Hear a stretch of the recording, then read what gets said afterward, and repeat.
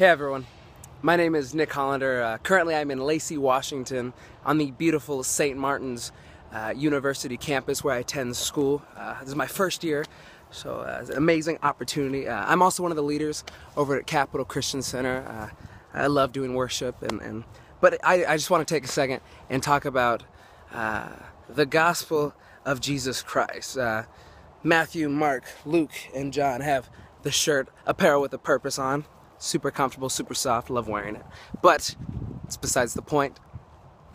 I do want to talk about the gospel though, and why is there 4 different books to explain one life, the life of Jesus.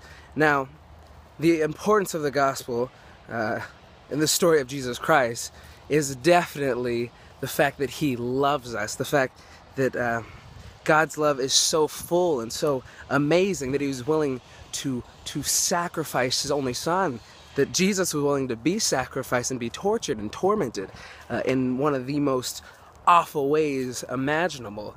I mean, you've probably heard John 3:16, which says, "For God so loved the world that he gave his only begotten Son, that whoever believes in him will not perish but have eternal life." Now, a lot of people read that as a very lovey-dovey, God so loved the world, he gave, and yes, it's definitely a love verse, but recognize the power that is in that. God so loved the world that he gave his only son. He gave up. Can you imagine, for all you parents out there, giving up your child to be tortured and tormented and watching it happen? And can you imagine being the one being tortured and tormented, knowing that that's what has to be done to restore the bond? And that's a love that I cannot conceive still, and I want to conceive, and I just know that God has that same love for me, which is amazing. I don't deserve it, but hey, I'm going to take it. But why is there 4 different stories, 4 different books sharing one life? And I think that what God was trying to highlight is perspectives. Everyone has their own perspective, has their own understanding of different things. Everyone has a different view.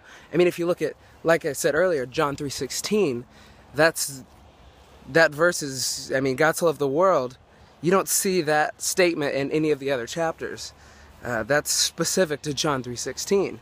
And if you look at each of the chapters, it highlights different aspects of Jesus' life and different ways that the individual who wrote it was impacted by Jesus. And I think what God is trying to say is that everyone has their own story, everyone has their own account of how Jesus has impacted their lives, and everyone has a story that they can share with others. I mean, if you read all the different chapters, it impacts you in a different way, and it gives you a completely different understanding of the same thing. And I think what God is trying to say is, share your story. Go out and tell people about how Jesus has impacted you, about how his love and his grace has changed your life and completely transformed you.